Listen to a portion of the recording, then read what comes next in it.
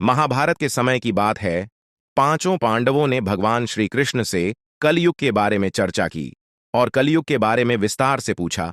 वह जानने की इच्छा जाहिर की कि कलयुग में मनुष्य कैसा होगा, उसके व्यवहार कैसे होंगे और उसे मोक्ष कैसे प्राप्त होगा।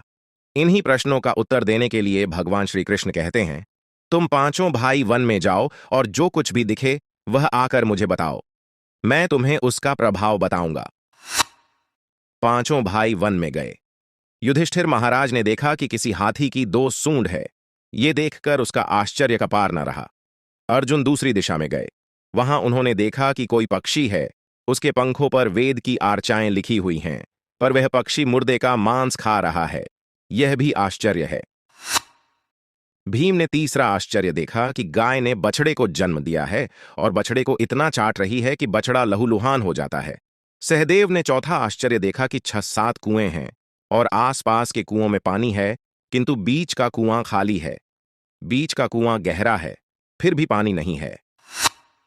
पांचवें भाई नकुल ने भी एक अद्भुत आश्चर्य देखा कि एक पहाड़ के ऊपर से एक बड़ी शिल्ला लुढ़कती लुढ़कती आती और कितने ही वृक्षों से टकराई, पर उन वृक्षों के तने उसे रोक न सके। कितनी ही अन्य शिलाओं के साथ टकराई पर वह रुक न सकी। अंत में एक अत्यंत छोटे पौधे का स्पर्श होते ही वह स्थिर हो गई। पांचों भाइयों के आश्चर्यों का कोई पार नहीं रहा। शाम को वे श्री कृष्ण के पास गए और अपने अलग अलग दृश्यों का वर्णन किया। युधिष्ठिर कहते हैं, मैंने 2 सूंड वाला हाथी देखा तो मेरे आश्चर्य का कोई पार न रहा। तब श्री कृष्ण ने कहा कि कलियुग में ऐसे लोगों का राज्य होगा जो दोनों ओर से शोषण करेंगे, बोलेंगे कुछ और करेंगे कुछ। ऐसे लोगों का राज्य होगा, इससे तुम पहले राज्य कर लो। अर्जुन ने आश्चर्य देखा कि पक्षी के पंखों पर वेद की आर्चाएं लिखी हुई हैं और पक्षी मुर्दे का मांस खा रहा है। इसी प्रकार कलियुग में ऐसे लोग रहेंगे जो बड़े बड़े पंडित और विद्वान कहलाएंगे, किंतु वे यही देखते रहेंगे कि कौन सा मनुष्य मरे और हमारे नाम से संपत्ति कर जाए। संस्था के व्यक्ति विचारेंगे कि कौन सा मनुष्य मरे और संस्था हमारे नाम से हो जाए। हर जाति धर्म के प्रमुख पद पर बैठे विचार करेंगे कि कब किसका श्राद्ध है। चाहे कितने भी बड़े लोग होंगे, किंतु उनकी दृष्टि तो धन के ऊपर, मांस के ऊपर ही रहेगी। ऐसे लोगों की बहुतायत होगी जो परधन को हरने और छीनने को आतुर होंगे और कोई कोई विरला ही संत पुरुष होगा। भीम ने तीसरा आश्चर्य देखा कि गाय अपने बछड़े को इतना चाटती है, बछड़ा लहूलुहान हो जाता है। कलयुग का आदमी शिशुपाल हो जाएगा। बालकों के लिए इतनी ममता करेगा कि उन्हें अपने विकास का अवसर ही नहीं मिलेगा। किसी का बेटा घर छोड़कर साधु बनेगा तो हजारों व्यक्ति दर्शन करेंगे, किंतु यदि अपना बेटा साधु बनता होगा तो रोएंगे कि मेरे बेटे का क्या होगा। इतनी सारी ममता होगी कि उसे मोहमाया और परिवार में ही बांध कर रखेंगे और उसका जीवन वहीं खत्म हो जाएगा। अंत में बेचारा अनाथ होकर मरेगा।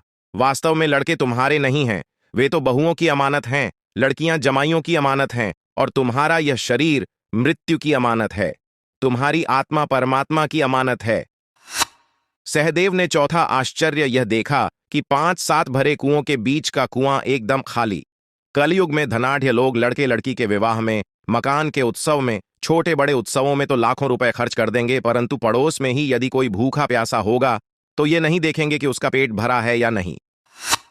दूसरी ओर मौज मौज में शराब, कबाब, फैशन और व्यसन में पैसे उड़ाएंगे, किंतु किसी के 2 आंसू पोंछने में उनकी रुचि न होगी, और जिनकी रुचि होगी उन पर कलयुग का प्रभाव नहीं होगा, उन पर भगवान का प्रभाव होगा। पांचवा आश्चर्य यह था कि एक बड़ी चट्टान पहाड़ पर से लुढ़की। वृक्षों के तने और चट्टाने उसे रोक न पाए, किंतु एक छोटे से पौधे से टकराते ही वह चट्टान रुक गई। कलयुग में मानव का मन नीचे गिरेगा, उसका जीवन पतित होगा। यह पतित जीवन धन की शिलाओं से नहीं रुकेगा, न ही सत्ता के वृक्षों से रुकेगा, किंतु हरिनाम के एक छोटे से पौधे से, हरि कीर्तन के एक छोटे से पौधे से मनुष्य जीवन का पतन होना रुक जाएगा।